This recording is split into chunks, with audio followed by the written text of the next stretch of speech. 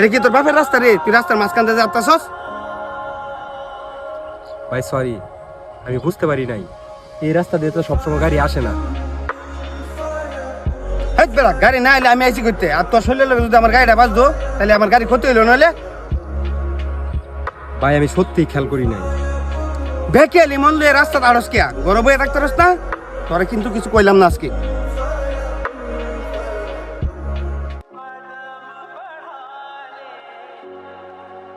বন্ধু, এই লোকটার লগে তো এরকম ব্যবহার করা ঠিক হয়েছে না।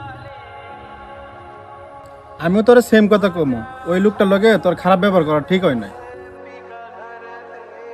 তুই একটা জিনিস খেয়াল করছস, এই লোকটা মনে হয় একটু বেশি প্যারাশানিত আছে। আর মানুষ যদি প্যারাশানিত থাকে তাহলে একটু বেখায়ালি হইব, এটাই তো স্বাভাবিক। তোর একটু রাগ বেশি, এটা আমিও জানি, কিন্তু সব জায়গায় রাগ দেহানি ঠিক না। আর আল্লাহ পাক রাগী মানুষরা বেশি পছন্দ করে না। এখন আমি আমার ভুলটা বুঝতে পারছি। এখন আমি তাহলে কি করব? কি করবি মানে? তুই এই লোকটার কাছে গিয়ে ওর মাপ চাইবি। আর এই লোকটা যদি তোরা মাপ না করে তাহলে আল্লাহ পাকও তোরা মাপ করতো না। আয়।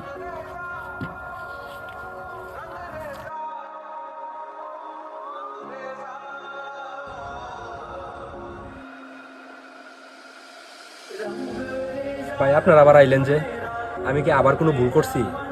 না, আপনি কোনো ভুল করেন নাই। ভুল করছি আমি। আপনার অপরাধ না থাকা সত্ত্বেও আপনার গায়ে আমি হাত তুললে। এইভাবে বললেন না, আপনার জায়গা থেকে আপনি ঠিকই করছেন। আমার এই বেখেয়ালির কারণে আপনার গাড়ির যেমন ক্ষতি হইতো, ঠিক আমারও তেমন ক্ষতি হইতো।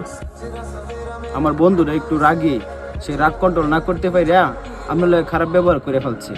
আপনি তারে মাফ করে দিন যে। না না, আমি কিছু মনে করি নাই। আর মাপ আমার কাছে গেলে লেগে চাইতেছেন? মাফ করার মালিক তো আল্লাহ। ভাই আপনি অনেক ভালো মানুষ। আপনি কি এলাকায় নতুন? জি নতুন, এই ভার্সিটির মোড়ে আমি বাসা নিছি। কি বলেন? ভার্সিটি মোড়ে আপনার বাসা? আমাদের সবার বাসাই তো ভার্সিটি মোড়ে। যেহেতু ভার্সিটি মোড়ে আপনার বাসা, চলেন সবাই আমরা বন্ধু হয়ে যাই।